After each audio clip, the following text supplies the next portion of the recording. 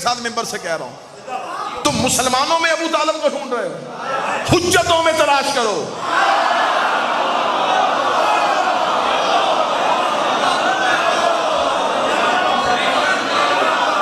حضرت ابو طالب کو حجتوں میں تلاش کرو۔ کتابیں تمہاری ہوں گی، پھر مولوی اگر حضرت ابو طالب کے ایمان پہ بات کرے گا، پھر آج کے بعد کوئی مولوی نماز پڑھنے جوگا نہیں رہے گا۔ نماز میں جا کے کیا کہتے ہیں؟ درود ابراہیمی پڑھتے ہیں، اللہم صلی علی محمد وآل محمد کما صلیت علی ابراہیم وعلی آل ابراہیم، میرا درود بھیج محمد پہ، محمد کی آل پہ، جیسے تو نے بھیجا تھا ابراہیم پہ، ابراہیم کی آل پہ۔ اس کا مطلب تو نے مصلی پہ اللہ کے روح اقرار کیا ہے کہ محمد پہ بھی درود ہے، محمد کی آل پہ بھی درود ہے، ابراہیم پہ بھی درود ہے، ابراہیم کی آل پہ بھی درود ہے۔ اس کا مطلب تو نے مصلی پہ یہ اقرار کر لیا تھا کہ ابراہیم پہ بھی درود ہے، ابراہیم کی آل پہ بھی درود ہے۔ پھر تیری 7 کتابیں تیری آنکھوں میں کھول رکھیں گے۔